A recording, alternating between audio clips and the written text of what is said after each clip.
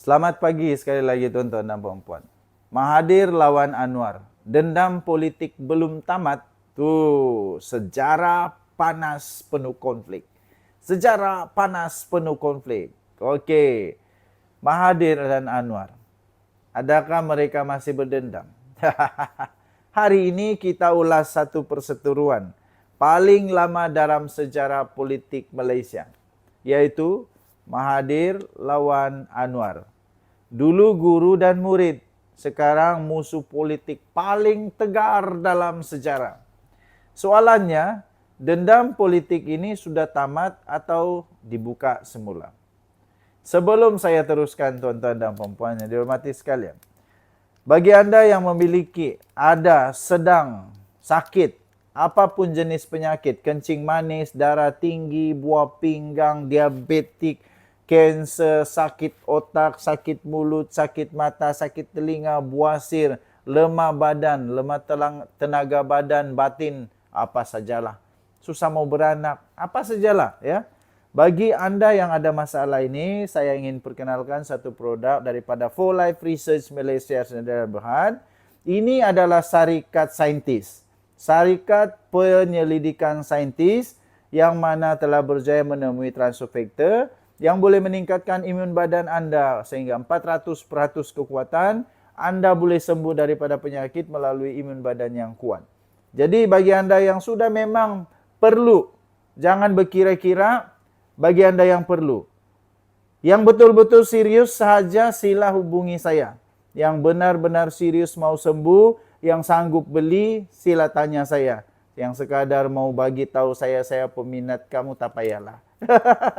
Okey, bagi anda yang mau sembuh, saya boleh bantu anda. Saya boleh bantu anda. Okey, hubungi saya. Baik, tuan-tuan dan puan-puan yang dihormati sekalian. Asalnya sekutu, sekarang musuh. Paling tegar. Anwar naik di bawah Mahathir. Datuk Seri Anwar Ibrahim sertai UMNO pada tahun 1982 atas pelawaan Mahathir. Mahathir akhirnya mengangkat Datuk Seri Anwar Ibrahim jadi Menteri Keuangan. Dan selepas itu timbalan Perdana Menteri yang pada waktu itu dianggap pewaris. Tapi pada tahun 1998, Mahathir tiba-tiba memecat Anwar atas isu kononnya ada salah laku.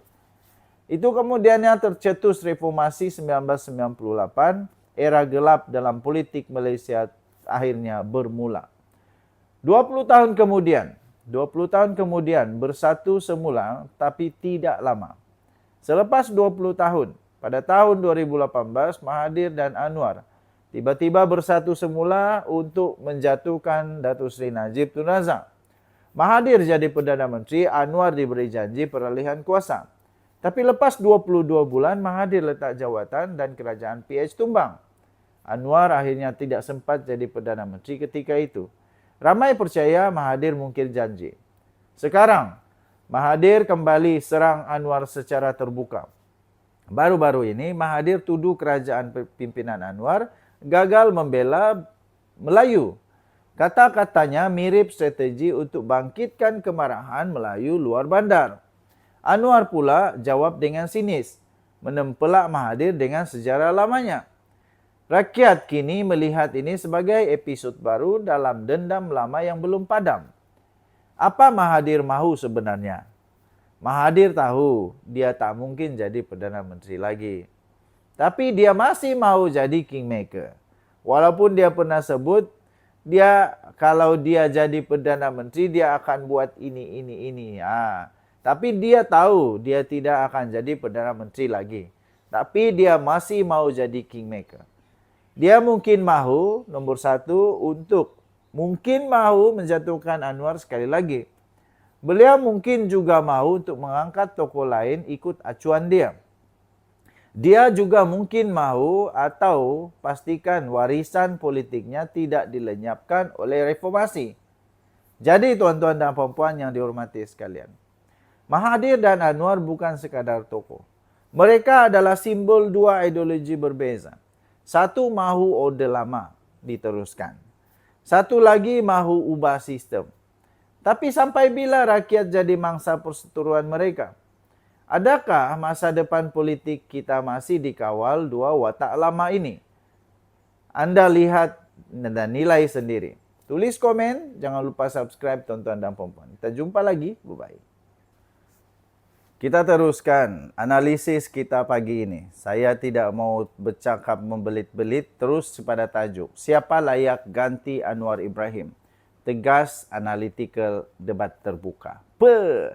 Tegas, analytical, debat terbuka. Tuan-tuan dan puan-puan, kalau Anwar Ibrahim bersara atau tumbang pada hari ini, kalau Anwar Ibrahim bersara atau tumbang pada hari ini, siapa paling layak ganti jadi Perdana Menteri Malaysia?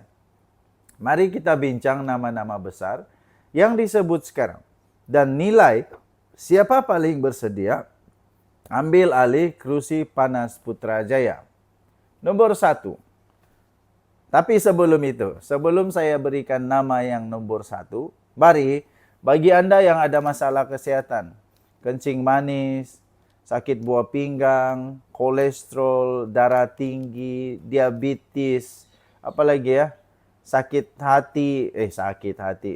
buah pinggang, sakit jantung, sakit paru-paru, sakit mata, sakit otak, sakit telinga, sakit hidung, sakit mulut, buasir, sakit badan, lemah tenaga batin, apa saja penyakit kamu yang ada sekarang, saya ingin kenalkan satu produk daripada For Life Research Malaysia Sdn Bhd. Ini research company, ya. Ini adalah For Life Research Malaysia Sdn Bhd. Syarikat saintis. Pendek cerita dia supaya tuan-tuan dan puan-puan faham.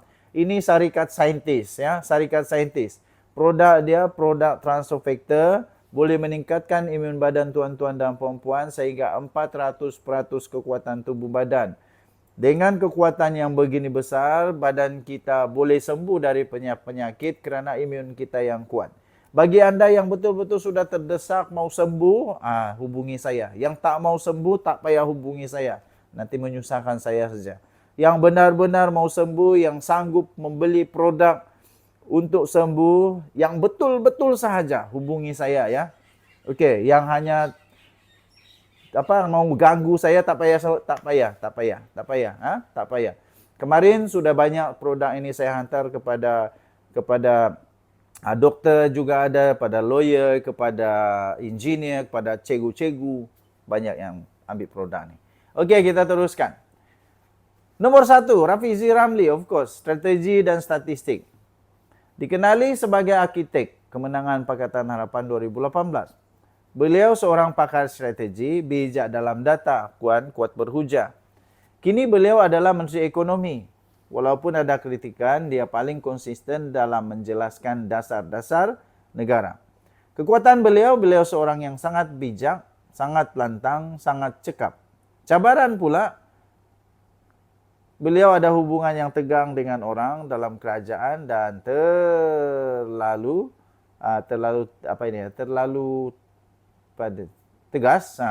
tegas. Okey, nombor 2, of course, ini adalah wajah lembut reformasi. Disebut sebagai wajah lembut reformasi, iaitu Nurul Izzah. Beliau anak kepada Datuk Seri Anwar Ibrahim, tapi tetap berdiri di atas kapasiti sendiri. Sudah menjadi MP selama 2 panggal. Beliau seorang yang berprinsip dan tidak gila kuasa. Beliau seorang yang popular di kalangan anak muda dan wanita. Kekuatan beliau adalah beliau seorang yang bersih, penuh dengan empati, tenang. Tapi cabaran beliau adalah imej beliau terlalu lembut, kurang agresif dalam perebutan kuasa. Nombor 3, what the toot? Ini saya tak sangka langsung. Nampaknya Syed Saddiq termasuk dalam senarai. Syed Saddiq boleh jadi wakil suara muda. Beliau yang merupakan bekas Menteri Termuda adalah juga pengasas Parti Muda. Lantang tentang pendidikan, tentang kebebasan institusi dan reformasi. Tapi partinya kecil dan masih tidak ada tapak kukuh.